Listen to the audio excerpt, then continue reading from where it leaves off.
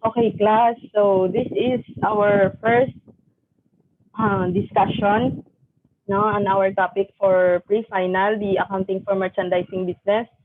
So in my screen, I have shared to you is the siya sa inyong module, no, the sample problem for accounting for merchandising business, and I have here.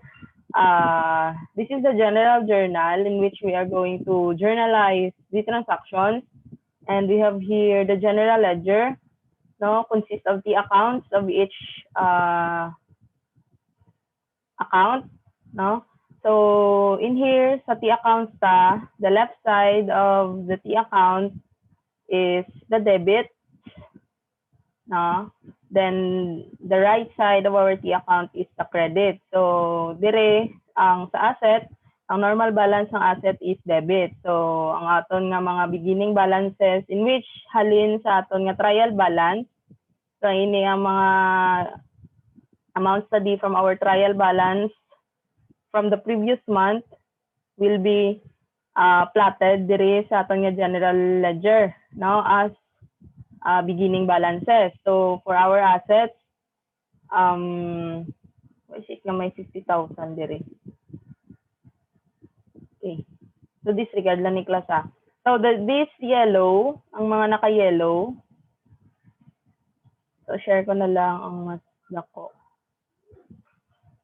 Okay. So ining mga naka-yellow, this is the beginning balances, no, for September, which is ang trial balance sa aton previous month. Kaya ang trial balance ng previous month is the ending balances sa previous month is the beginning balance of the current period. So mo ni siya ang beginning balances sa aton T accounts, no? As what I have said, the left side of the T accounts are debits and the right side of our T account is the credits. Now in here we follow the normal balances of assets, liabilities, and equity accounts, in which assets, the normal balances of normal balance of asset accounts is debit, and the normal balance of our liability and equity accounts is credit, no? So as what you have seen, our assets are on the left side of our T account, and our the right side of our T account is the liabilities and the equity, no? So yung amo na siya ang atong mga beginning balances. And we have here the worksheet, no? If this is familiar to you, the columnar pad, amo na siya ang iyang itsura, no? Usually ang colors din na isang columnar pad is yellow. Now for small businesses, ginagamit na siya, no, as worksheet, ay working paper, no, para sa preparation sa mga financial statements. Madali mo makita, this is the unadjusted trial balance, which is the trial balance of the previous month.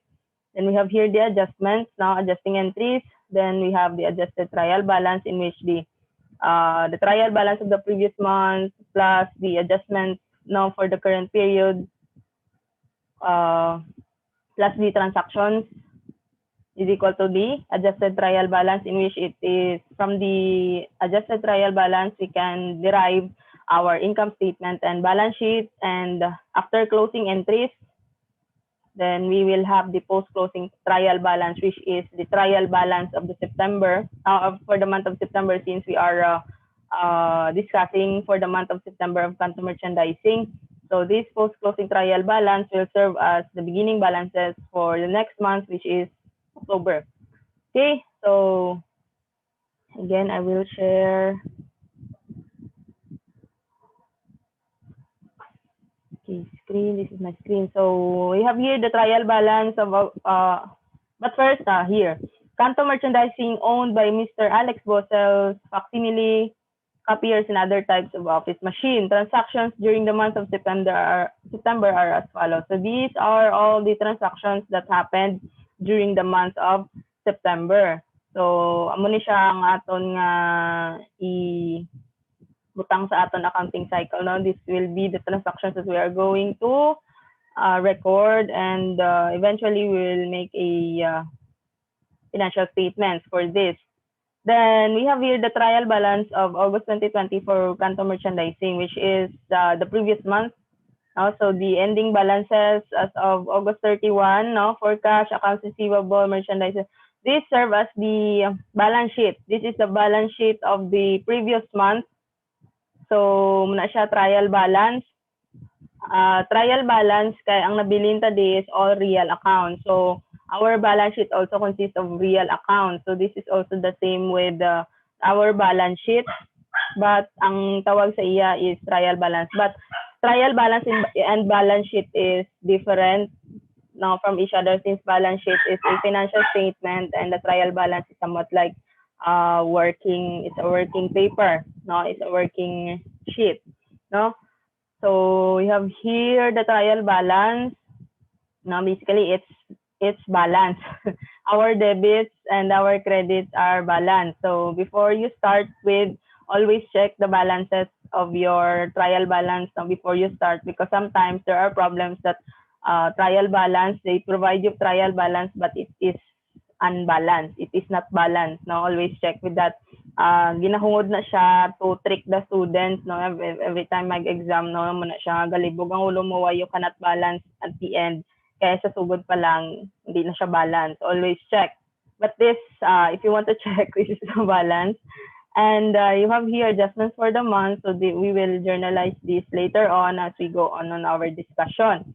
So to start with, we have already, now step 1, we have already identified the transactions now for the month. So this is the transactions for the whole month of September. Then we proceed to step 2. Step 2 is journalizing. So we journalize these transactions in a general journal. So we have here for the 1st of September, we have your transaction, purchase 5 units of copiers on account from Machina Corp at a cost of 8,000 per unit. So payment is due 30 days after. So how are we going to record this? So we have here, since we are using a periodic inventory system, we speak of periodic inventory system. Every time we purchase or we buy inventory to be sold, no, by our business, we record all our purchases on the purchases account. Then after the end of the period, of the reporting period, an inventory count is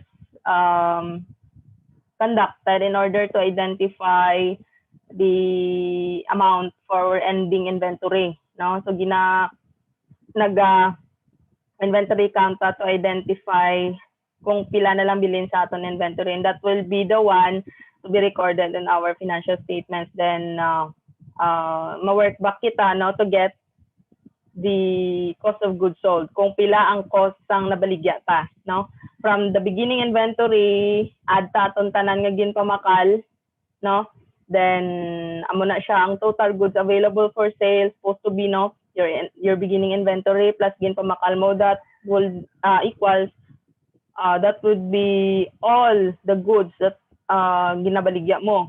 So after conducting the inventory count, you have already identified kung pila bilhin sa imo inventory, so ibuhin mo na to siya sa tanan mo nga mga baligya na available for sale.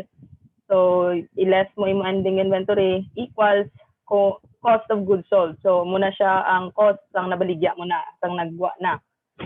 So we have here to record this 5 units from Machina Corp at a cost of 8,000. So 8,000 times 5, that would be 8,000, 40,000, no, di ba? Am I right? Always check in class, ha? I have my calculator. Dependent, nagid ko yan sa calculator. So, basic arithmetic, hindi ko na kaya. So, since nakalink ni siya, this will also be posted in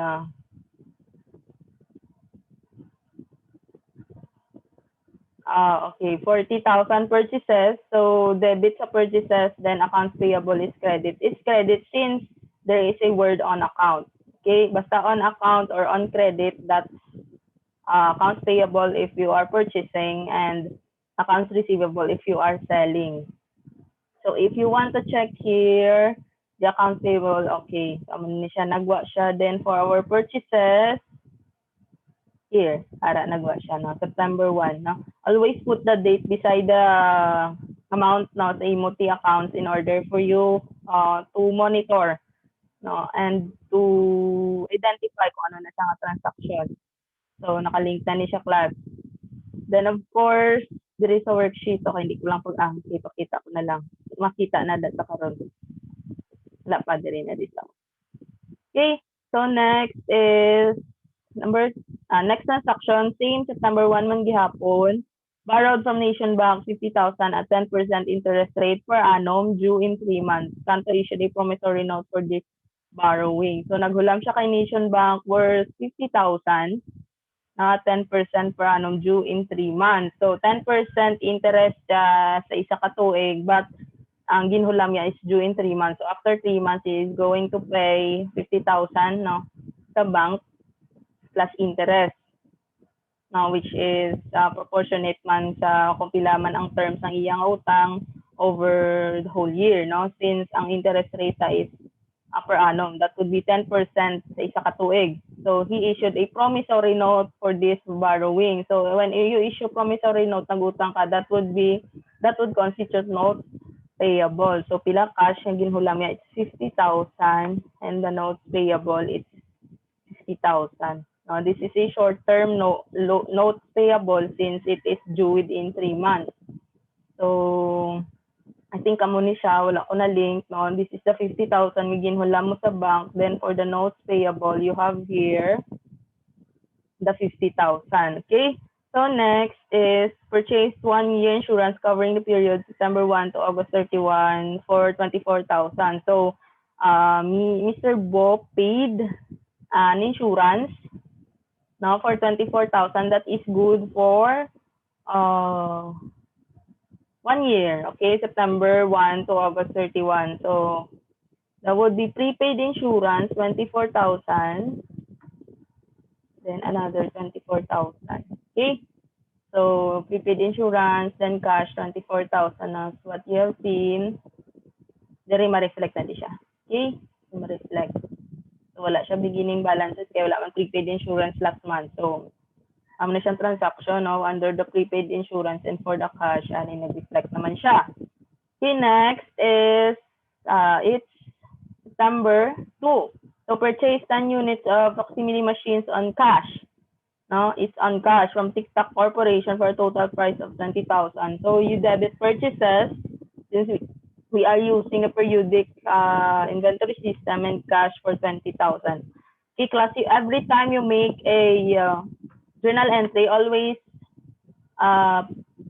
put a description here. No, always put a description, a short description every time you make a journal entry, no, for reference.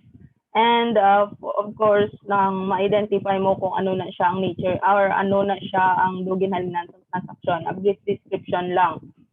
No? So next is on September 7, sold 3 units of copiers to Jane Nay on account for a total of 45,000. The terms of the sale is 210 and 30. So what do you mean by these terms of sale? So if Jane paid within 10 days, she can be able to avail a 2% discount out from her accounts receivable, out from her purchases, out from the sales, no, sa aton nga perspective of 45,000. So mag-grant kita sa iya 2% sales discount. So we will give her a discount if she will pay within 10 days. And ang accounts receivable to sa iya is collectible within 30 days, no? So beyond 11 to 30th day, wala na siya discount, no? If she will pay within that period, but if she can be able to pay us within 10 days, we will grant her 2% discount. So always note for the date, that's September 7. Okay, accounts receivable of 45. So we will record this at gross since ang aton yang benta is 45,000, but it's an account, so it's accounts receivable. So we will see if she can be able to pay this within 10 days. So we will grant her a 2% discount. The next, September 7, paid 5,600 for office supplies. So for office supplies, we purchased 5,600 worth of office supplies. That would be debit office supplies, credit cash, since we paid in cash. Then we have here, okay, so September 14 collected from Janie the full amount relating to September 7 sales. So the September 7 naton nga transaction, which relates to the purchase or to the sales, no, from Jane. She was able to pay it within the 10 days. Kaya nagbayad siya September 14. So, pasok na siya sa 10 days. So, we will grant her a 2% discount. So, if you analyze, 45,000 na itong receivable sa iya. But since we are granting her a 2% discount pagbayad niya, so only the 98% of 45,000 is the cash that we are going to receive since we granted her a sales discount. So that would be 45 times 0.98. That would be 44,100. That's for the cash. Amo na siyang nabaton pa. Then for the sales discount, that would be 900. And for accounts receivable, 45,000. So if you check the 45,000 accounts receivable debit sa September 7, ma-zero out na siya kay ginbayran na. But the cash ang na-receive sa is 44,100 only since it is net of our discount of 2%, now which will constitute on our side as somewhat like it's a contra sales account, no, something like that. But its nature for me, it's an expense. No, kay supposed to be it's your revenue, but since in order to boost sales man siguro, of course you have to incur cost for that. So it's a sales discount, it's debit. Okay, sales discount account is a nominal account. No, so when we speak of nominal account, these accounts are not being carried over for the next period since they are being closed at the end of the reporting period. Dapat madula na sila tanan. Okay, so we will know later on paano na madula si nominal accounts. Ang nabilin would be the real accounts, which is all our balance sheet accounts, no, which are carried over to the next period. No, naga-carry over na siya.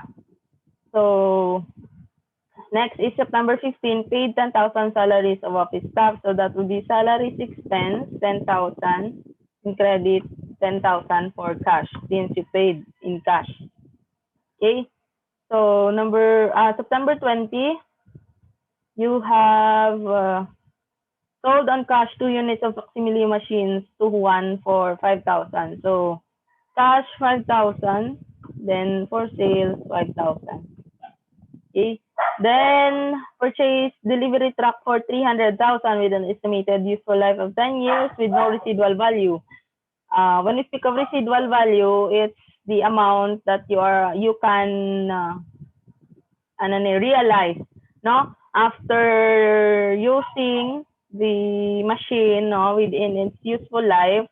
So it will be fully depreciated and it can no longer, it's not functional 100%. So if you want to sell it, the amount that the cost, no, sang imong fully depreciated asset, ang cost sa pagbaligya mo na is called the residual value. Sometimes lang gina-identify mo na siya, but sometimes nang wala mo na siya ginabutang ang residual value because you think, no, it's somewhat like an estimate, no, kay kung matsyag mo wala na siya value at the end of its useful life, so hindi ka na mag-allot sa iya sa residual value. But if it's still usable after its useful life, kag gusto mo siya ibaligya na, so you have to estimate its residual value from the date of its purchase pa lang, no, to identify sang imong depreciation expense.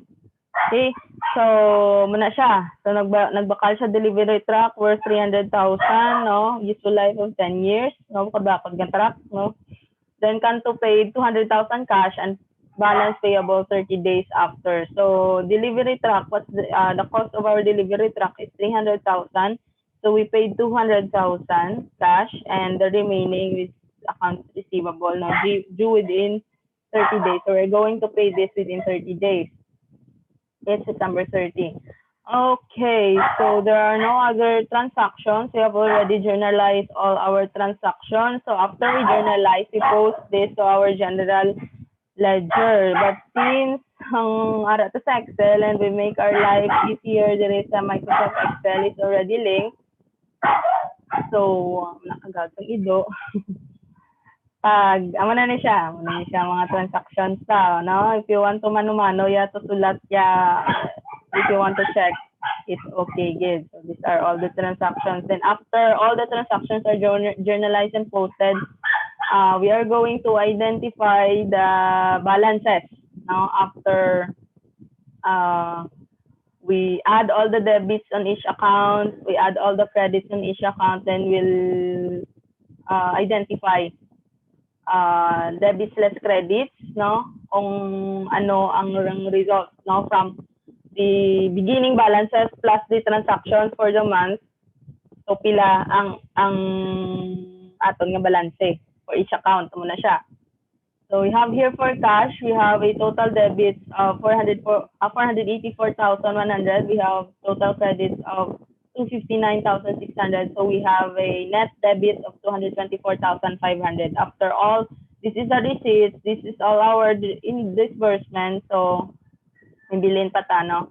So if mag-negative ang aton cash, it's something like abnormal balance na siya. How come nga nga nakabakal ka, nga wala ka na kwarta, do mo na wala, it's if it's negative. So it should be ara siya sa normal balance ng account ta. So if it's an asset account, it must be on the debit side, no? And if it's a liability and equity account, it must be on the credit side sa atong nga account.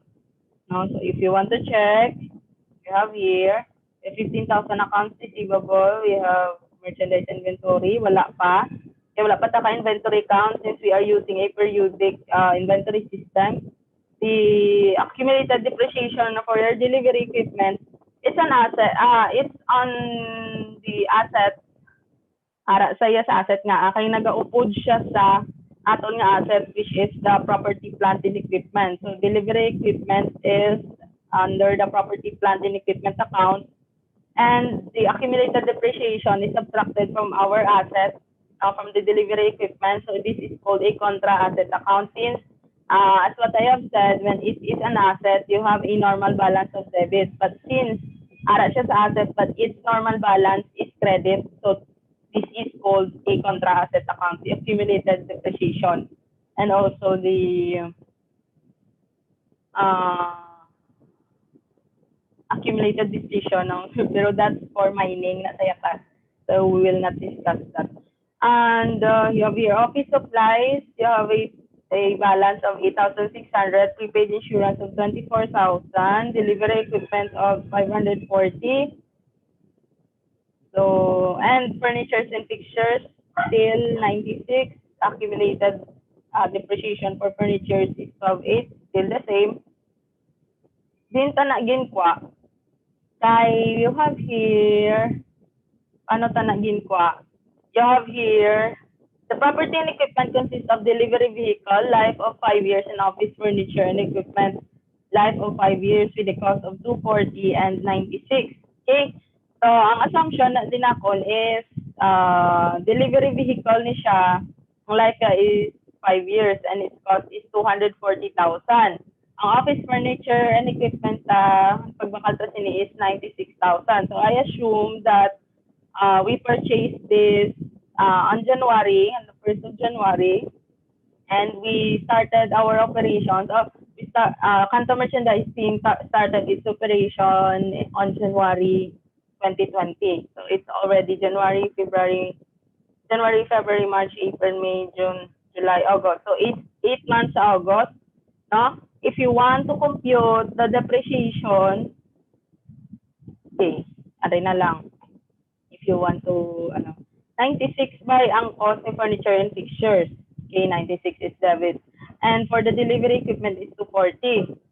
And it has a accumulated depreciation for delivery equipment of 32,000 and accumulated depreciation for furniture and fixtures of 12,800.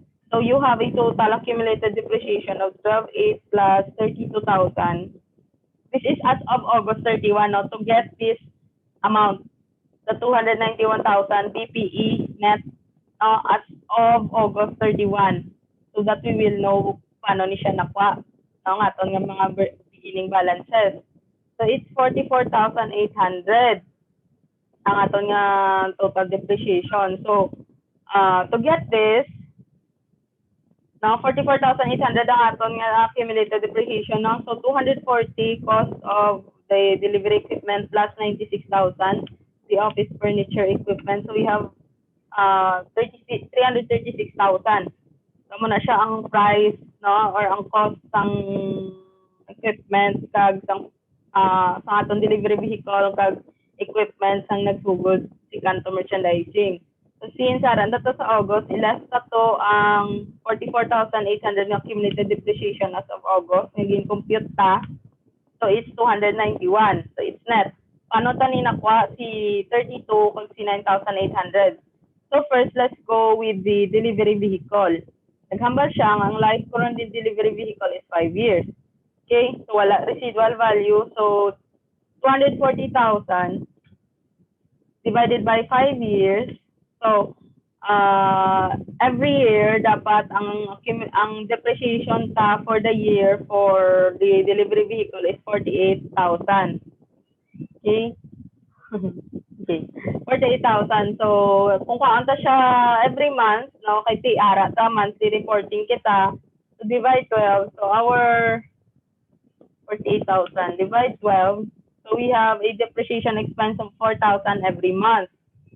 Okay. So, since ARA, ang August 31 is 8 months of operations times 8. So, our accumulated depreciation is already 32,000. That is why we have a beginning balance here of accumulated depreciation of 32. This pertains to the August 31. So, kay kung mag-record tayo sa aton nga T-account sa aton nga equipment, it's the gross of accumulated depreciation. Since accumulated depreciation is a separate account, it's a contra asset account. But sa aton reporting there is already net. Yes, you can report it on net basis. But there are also balance sheet or even trial balances na ginapakita dire. Property, plant, and equipment, the total, which is the gross, less the accumulated depreciation kitaon saya. It's in parentheses. And makita mo na dayon ang PPE net. Login breakdown, yun lang bala. But here, net ang aton presentation. So you have to work back the accumulated depreciation so that we will be able to identify kung pila ang aton nga beginning balance sa aton accumulated depreciation, no, as we go through the transactions of September. Sa ato naman nga furniture and fixtures, 96,000. Still 96,000 divided by 5 years ng iyang life. So, ang iyang yearly depreciation is 19,200. So, if we will get the monthly depreciation divided by 12, so we have 1,600 depreciation expense sa aton furniture and fixtures. And since we are already on our 8th month of operation times 8, so our accumulated depreciation is 12,800. So, we have here the amount. Okay. So, you have already you identify, no, sa aton nga mga ending balances, the beginning balance, which is from our trial balance, plus minus the transactions for September. So, amo ni siya ang aton nga makwa after adding and subtracting the transactions from our beginning balances. So, these accounts will go on sa aton nga unadjusted trial balance sa aton nga worksheet. Okay? So, iano ko ha, padakoon ko para makita niyo. Okay. New share. Wala mo na sa. So, this is the unadjusted trial balance. No? These amounts are from our general ledger. No? Ang mga ending balances so sang aton nga T-account. No? Naka double rule. Wala pa ta sa merchandise inventory. Okay? So, sa sale. Muna sa. So, ari na di sa class. Tanan. No? Diri sa aton nga worksheet, ari na di ang aton nga accounts, no? From balance sheet accounts to income statement accounts. Balance sheet accounts from cash to our capital. And this is our income statement accounts, no? From revenue to expense accounts. So you have here the unadjusted trial balance na plot na si debit, no? Then we have the credit. So always check the balances of debits and credits. Always check na if that's balance. So it does if this is balance, it doesn't mean nga tanan mo transactions is correct. Always check man Japon sa imo journal entries. Kaya there are some nga same transaction but twice mo siya na record, so that will still be you can get a balance man Japon nga trial balance, but nasala ka kay tungod twice mo siya na record.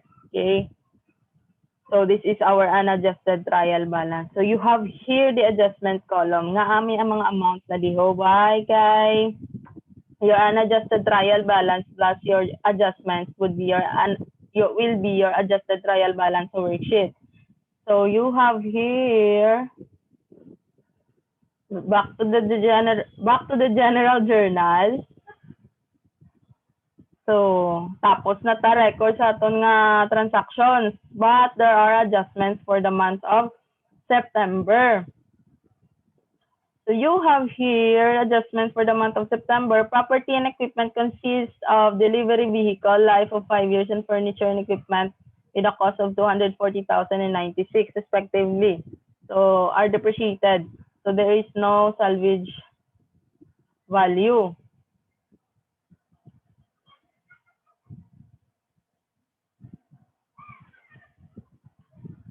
Okay. There is something wrong with my... Okay lang. Kina ni siya. Check ko lang ang na-share ko ha. Okay, share. Check ko lang class kasi bala wala. There are times nga di siya bala ma-share how. Okay. Okay. You have here property and equipment consists of delivery vehicle and office furniture equipment. Life of 5 years with a total cost of 214.96. So kagina 240, pila na to yung depreciation. No. Let's start with the furnitures and fixtures. It's 96. Divide 5. Divide 12 to 16. You have a depreciation, accumulated depreciation 16. Okay. And we have your delivery equipment. You have an initial amount for delivery equipment of 240,000. And you remember that you purchased a delivery truck at the end of September 30. Okay. So may expense ka di, no? Wala pa. Kaya since we are referring to the month of September, so nagbakal ka delivery equipment at the end of September. So wala ka naka-depreciate, no? Kay tapos isang bulan ka nagbakal. So saan ka ma-start depreciate, no? For the month of October. Okay, sa October mo ni siya i-depreciate, kay tapos ng September, nagbakal ka delivery truck. So wala siya naka-contribute sa imo sang for the month of September. So hindi ka maka-depreciate. So ang i-depreciate ka only is the 240,000. 240,000 divide 12. 240 divide 5 divide 12. So you have 4,000. Anay. Wala na ko ang akon background. Hindi na lang ko, anta na lang. Nabutangan ko kaya mo ni wala pinsa ang dingding. Hindi ko na ni siya ma-edit yung video. May right? Yan, 96 ang ako niya.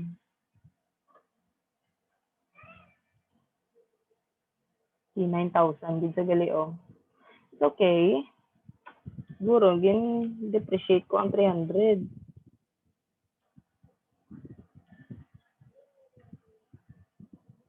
Sakto, depreciate ko ang 300, di ba? Sala ko, okay. So, maka-gain pa tani. So, 4,000. So, 5,600. Okay, mabal siya. May sala na di karon sa akong module. So, we will still, paano ta na siya masakto. You will change the date, sang transaction nyo, sang pag-purchase to bala sang ariho. So that ang inyong worksheet is still the same man gihapon. So we'll change this to September 1. So sa September 1, nagbakal ka delivery truck. Okay, so para ma-depreciate mo siya for the whole month of September. So diriya sa akon nga presentation, I will not depreciate this 300,000 kay ma-follow ko sa September 30 nga purchase. Okay? So hindi ni siya ma-depreciate. So dira sa inyo yung module, it's nadala siya. Kasi siguro wala ko nabasa liwat mga September 30 siya nabakal. Pero i-change nyo lang the class sa September 1 so that ang inyong depreciation is still the same in Japan. It's I think it's 10,000. I think it's 10,600. Okay. Tama na siya. Okay. So I apologize for sa sala guro lang ko guro tuyo-tuyo na. Okay, depreciation. Our depreciation expense is 5,600. Then next is insurance expired for the month. As what you have recalled, nagbakal ta insurance sa September 1. So it's good for 1 year. So ang insurance na is gaka-expire. So if 24,000 is good for 1 year and 1 year consists of 12 months, pila ang na-expire sa aton insurance for the month of September. So ang na-expire sa aton insurance is 1 month. September 1 to September 30, nag-expire na siya from the date of purchase ng insurance. So 24,000 divided by 12, so it's 2,000. So 2,000 ang na-expire sa aton nga insurance. Insurance expense is, of course, it's an expense account, and the prepaid insurance is a asset account, prepaid. Okay? So, muna siya na buhinan na nga nga asset, then we have expense, identify an expense. Then, office supplies used is 4,000. We have used 4,000 of our office supplies. So, meaning, nagasto na to, nagamit na to, nagamit na. So, it's an expense. So, supplies expense 4,000 and office supplies 4,000. Okay? So, nabuhay na itong aton office supplies. We have credited, kaya mo nang gingamit and we have expense of 4,000. And of course, always, hindi gid malipat ng utang to sa bank. It has a 10% interest per annum. It is due for 3 months. So, for the month of September, we have 50,000. Compute the interest times 0.10. So, supposed to be our interest for the whole year is 5,000. But since isa pa lang kabulan ang nakalipas and it is within 3 months na bayaran, so divide 12. Divide 12. So, our interest is 416,000.67. So, interest expense, 416,000.67. And we have a payable, 406,000.67. So, saan siya usually ginabayaran? Well, depende sa inyo arrangement sa bangko kung saan siya ginabayaran. Whether itingob mo siya sa principal payment kung matapos na ang 3 months, nga term, or pagka next month mo siya bayaran. Depende sa arrangement niya sa bangko. Okay? Then, you have here conducted physical account of inventory as a month and ending inventory is 22,000. So, ending inventory is 22,000. So, you conducted after the month of September, at month end, you conducted inventory count. So, you have identified that your ending inventory is 22,000. So, I already have the adjustment for this, para makita to sa aton nga worksheet. So, paano na siya ma-identify? You have ending inventory of 22,000. Okay? That's your ending inventory after physical count. And beginning inventory mo pila, it's 24,000. Then purchases mo pila, paano na siya makuha? Ganito to sa aton nga general ledger, para hapotong aton nga life. Pingitaon mo to si purchases.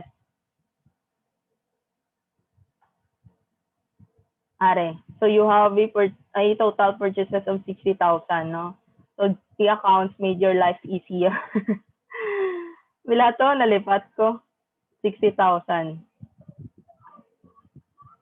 So si cost of goods sold mo ni siya ang imong balancing figure. So if you have a total credit of 84, So 84 less 22. So you have cost of goods sold of 62. Okay? Check. What? Purchases is 28.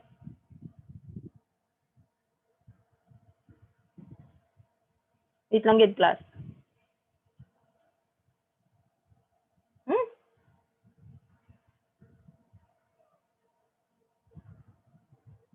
Yung ko nakuha ang 28.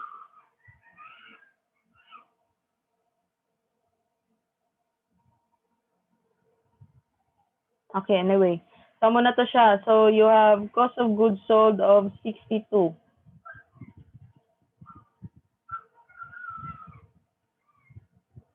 Oh my goodness. You have a purchases of 60. You purchase Diri una.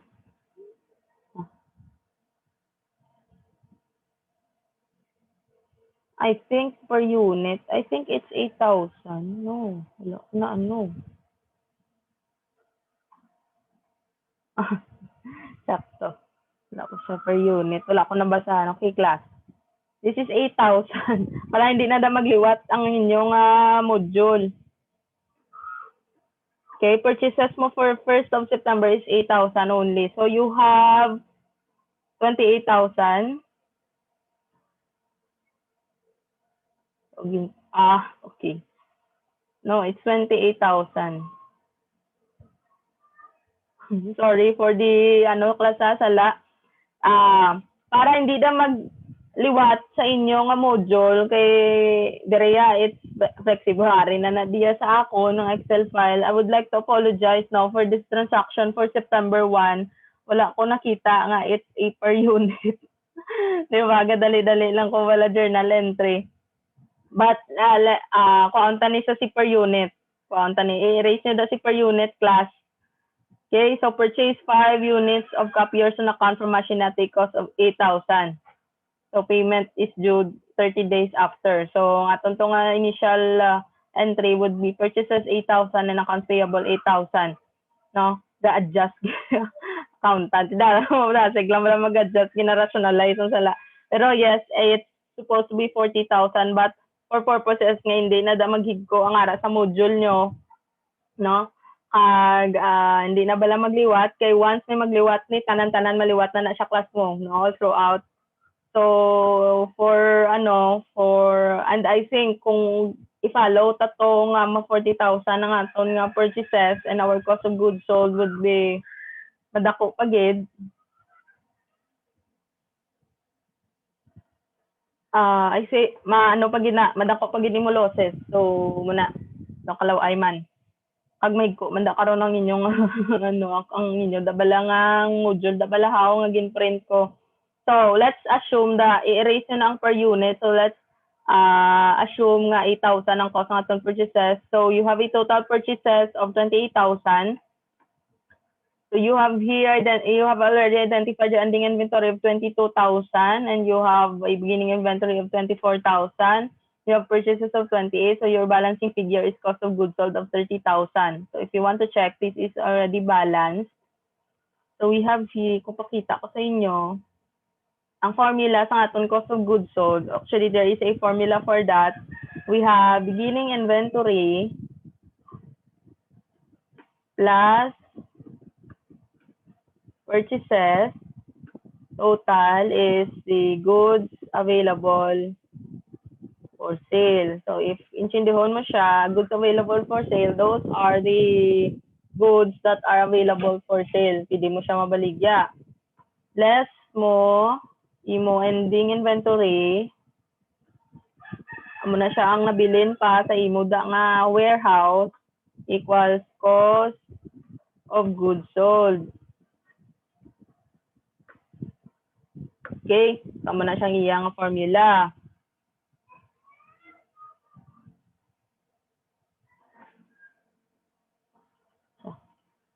So, you have beginning inventory of 24,000.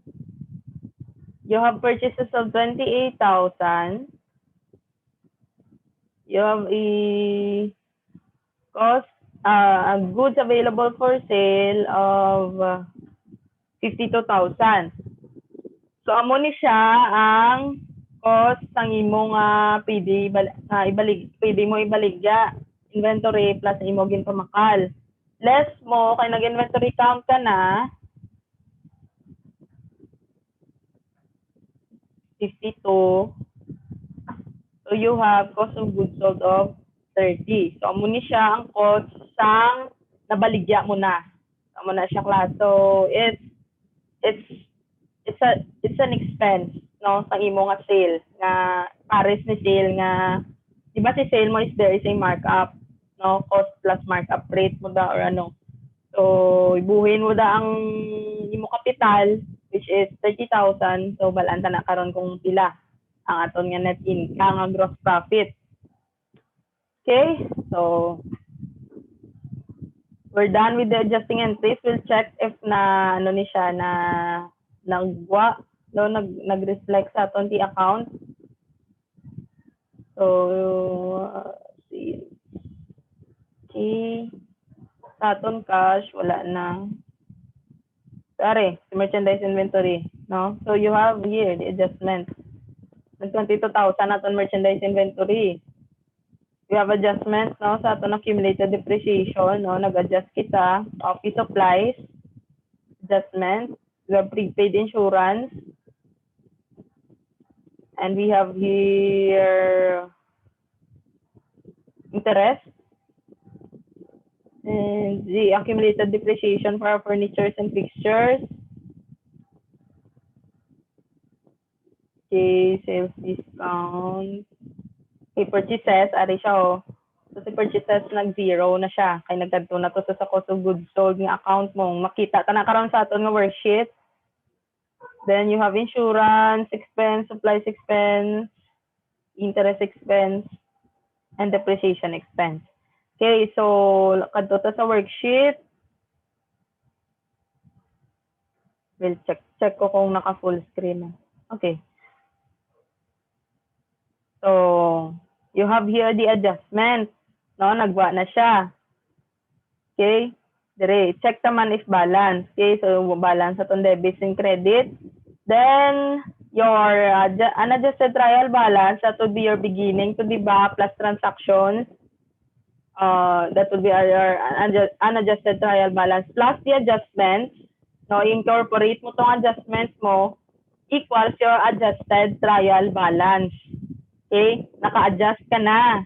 So you have already your adjusted trial balance for the end of September. Okay? So you have your assets plus debits on your debit adjustments less credit adjustments equals amo na siya ginapalo ya. Meaning this is the ending balances of each account in which you can be able to extract na accounts that will go to your income statement and extract accounts that will go to your balance sheet. So for your income statement, diri na di siya masugod from your nominal accounts. You have your sales,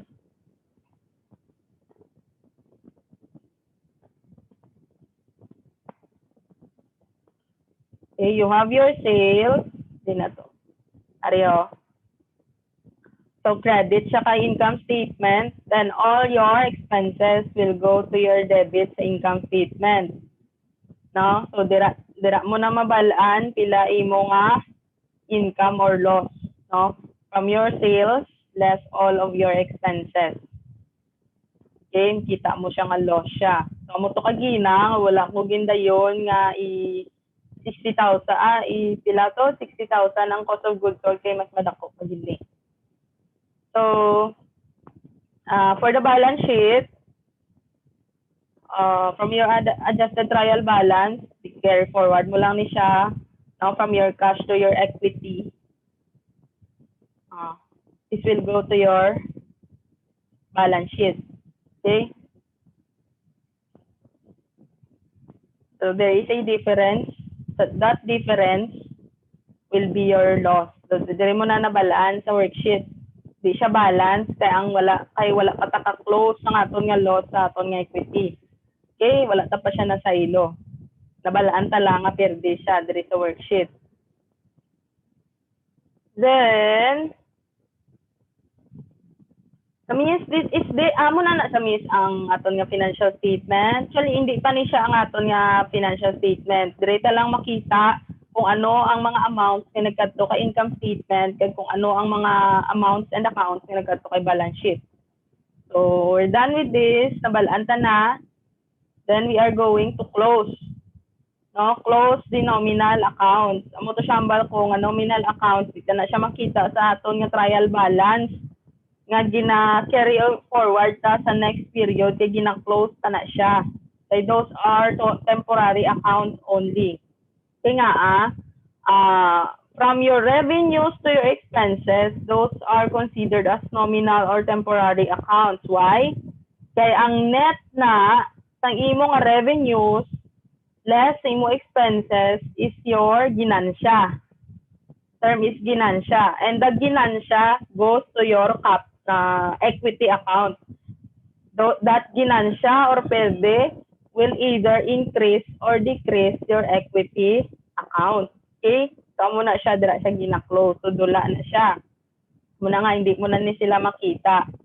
Dahil gina-close na di siya sa aton nga capital account or equity account. Okay? So, let's go to our journal entry.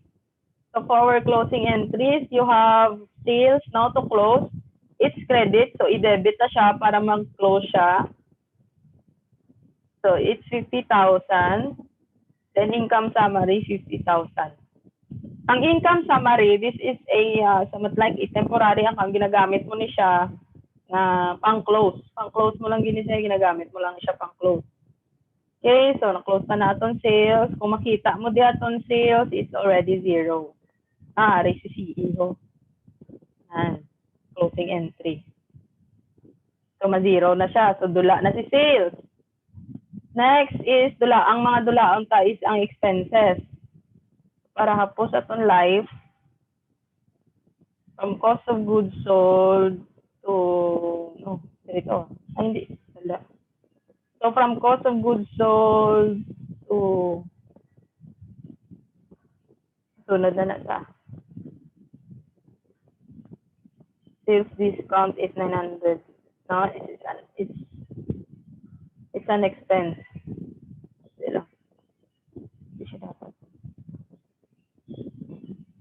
Okay. So, pila ang total? So, you have a 52,916. Okay. Close na natin in expense account. Makita mo, check mo it's already closed. Zero out na siya tanan. Okay. So, nag-automatic. Naging close ang aton nga income summary sa aton nga capital. Nag-debit sa aton capital Y, we incurred a loss. Diba normal balance ni capital account is credit. So, if credit na siya, if we have an income plus credit man, so ma-increase pa gid. So, since loss kita, nag-debit, so nabuhinan na aton equity. So, ang credit nabuhinan, debit. So, loss. So, that is why nag-debit a day. It's a loss of 2,916. Wala ko gindayon nga ang purchases to bala ay 40,000 kay mas madako pag ginisa. Okay, so ano din siya nakuha? It's sales less ang aton nga expenses. So nagka-boost ta mga 3 mil ang aton per day. Naging close sa aton equity. So if we'll go back to our worksheet, you have here. So all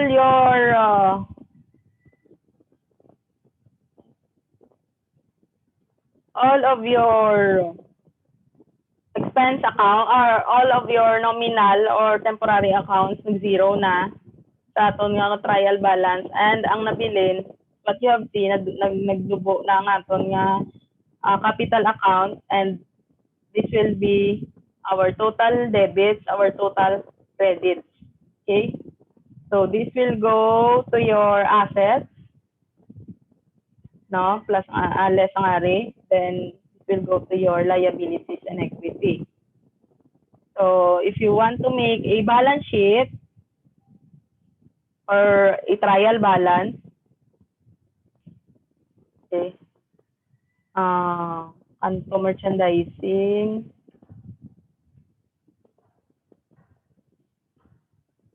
trial balance, September 30, 2020.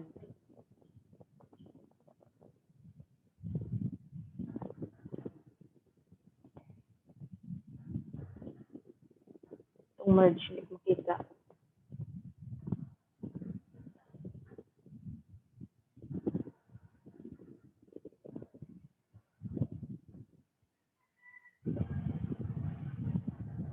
You have assets.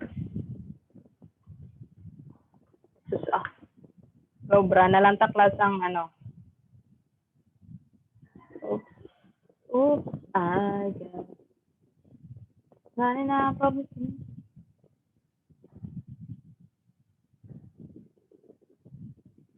We use the property and equipment account. And the netta.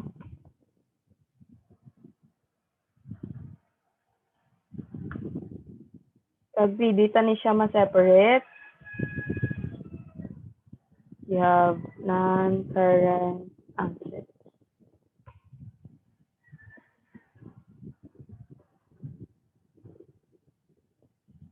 Current assets. Okay. So cash, paid insurance.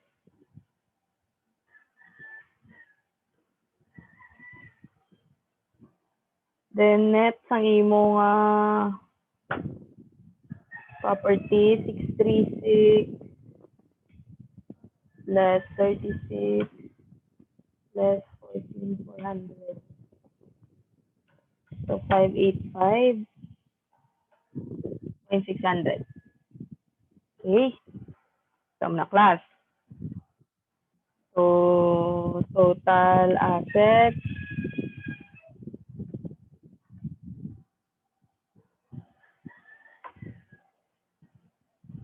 total current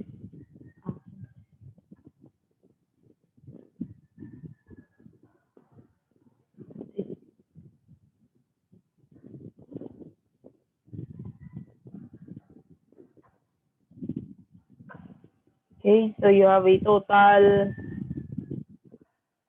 assets of 873. We'll check kung balance na ang aton nga liabilities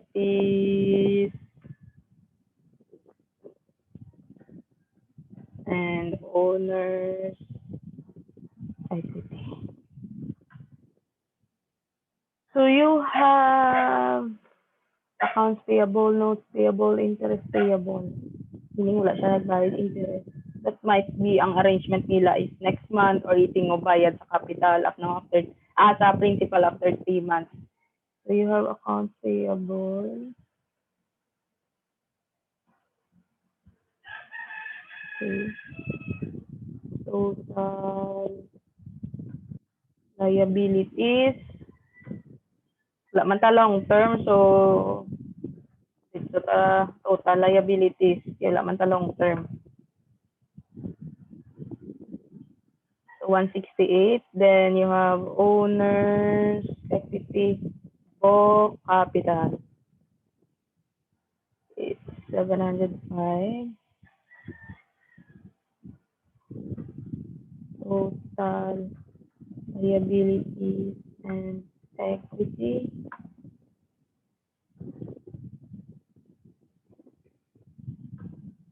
No, it's total.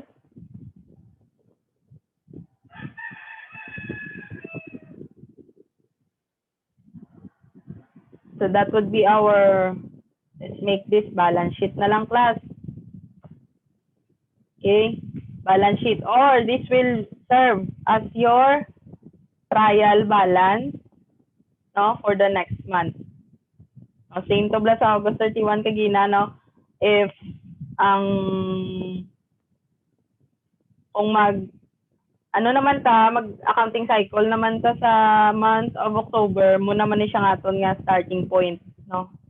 Ang aton nga trial balance sang previous month kung mag-current na si October. So this is balance. If you want to check, you have total debit.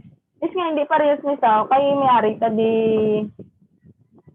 ang ari ho, it should be on asset, di ba? But contra asset. Han. Wala siyang 924,100, 873,700. Okay, so if you want to see naman the income statement, brahon ta. Sige, brahon ta.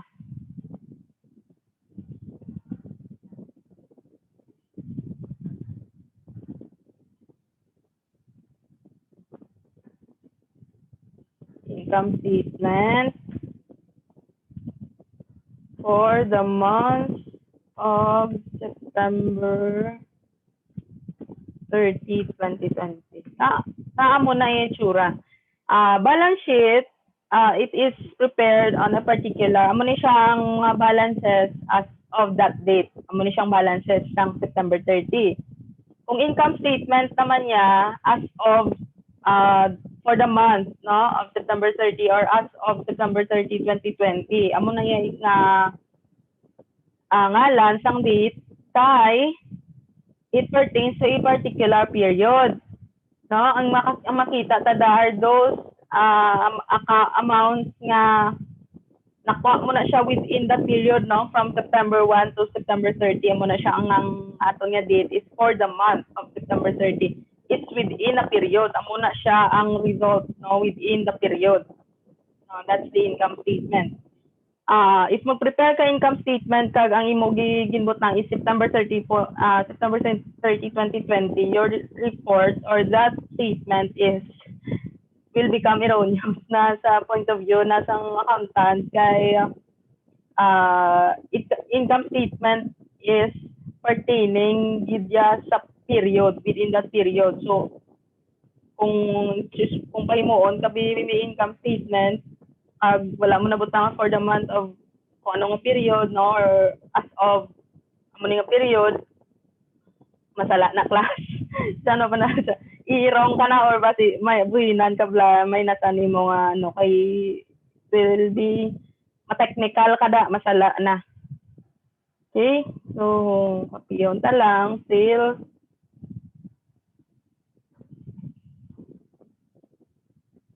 Dula Deriwa. Net sales. Net how? Net sales. Net sales ko why? We have, as what you have recalled, we have a sales discount of 900. So it's 44,100.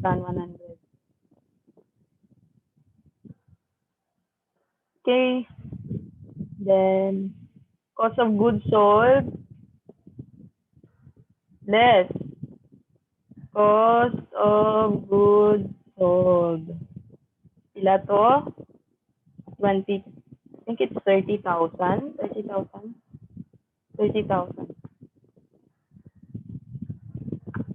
Wala ko siya ginsulod sa parentheses kay nagamit na tatang word nga less. Pero kung i-erase ko na yung less, we need to enclose this or i-negative na siya. But I prefer nga butangan ko less. Kaya hindi na ako magamit ng parentheses or i-negative.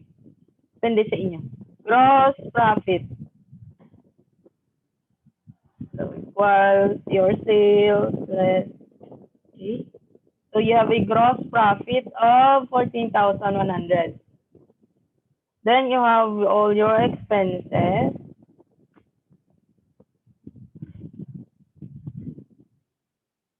Capital lang ni. From your supplies, insurance, salaries, interest, depreciation. Then we will get the amount sa ato nga income statement to nga again carry over.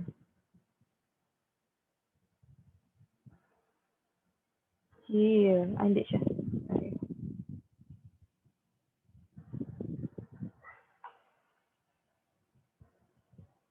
Hindi na ta.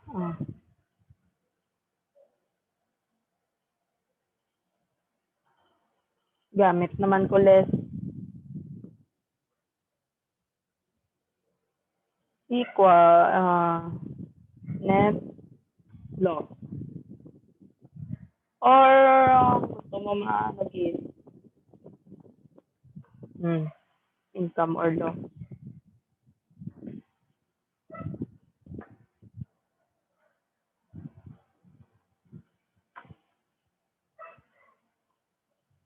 Okay, so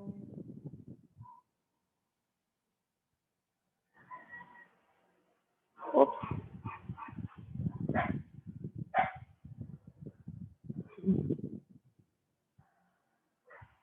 Na-stop share ko. Tabad. Dahil lang gid class ha. Hindi ko ano gid Okay, ari sa gali oh. Hindi ko ba maisla ng iyang format. Kasi gusto ko islan.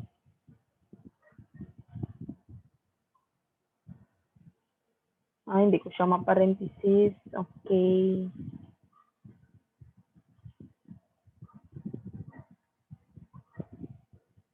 Sige na lang, minus na lang. So, it's negative. Kausi sa ako sa ano niya. It's negative. You have a loss of 7,917.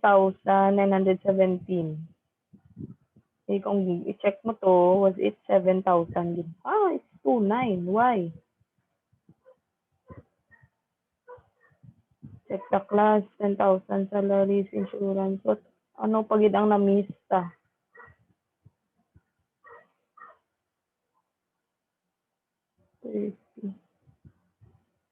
Salaries, 10, 5, 6, 4, 2, supplies. May supplies ka? 4, 2, salaries. Cost of goods sold ta is 30.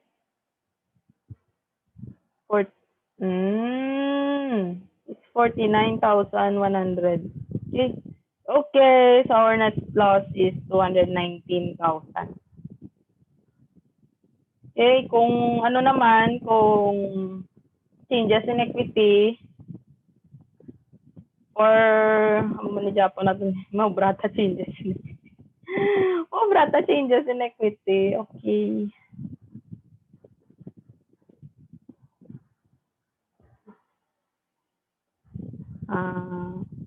Statement of changes in equity. Book capital beginning.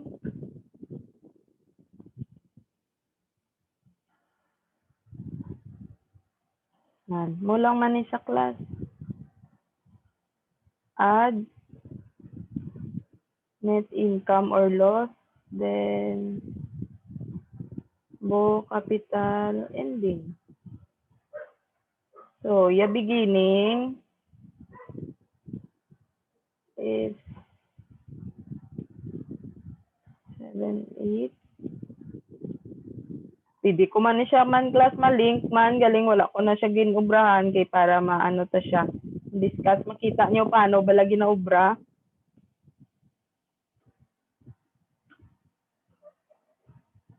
Okay. Mana sa nga 705 na to.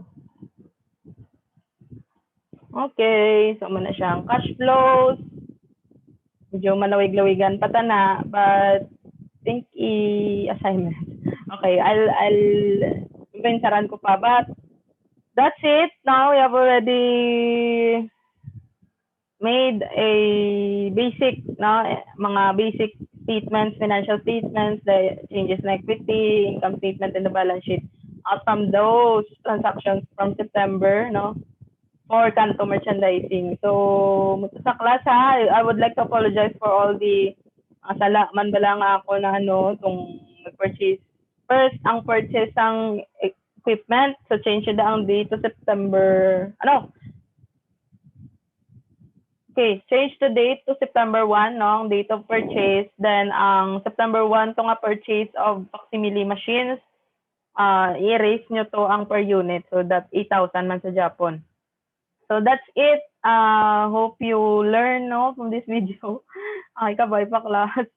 No, bisan kung hindi man kamo, if there are things nga hindi nyo maintindihan, no, ask nyo lang ko kay explain ko sa inyo. Or kung may makita kamo nga there's something nga sala, we never hesitate gid nga i-approach ko kung basi di ako diin gid man ko nagsala kay this is in practice na ni big class nga mga approach. So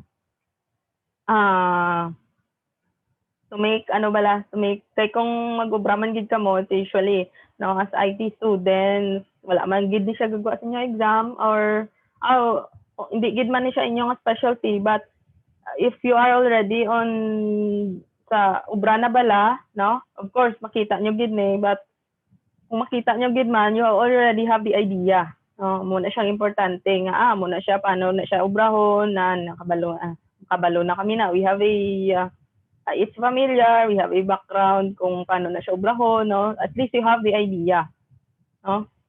So, muna siya nga simple lang ang mga transactions, as long as you get the thought. So, kina na siya, class. So, have a nice day ahead. Thank you very much, and God bless to all of you.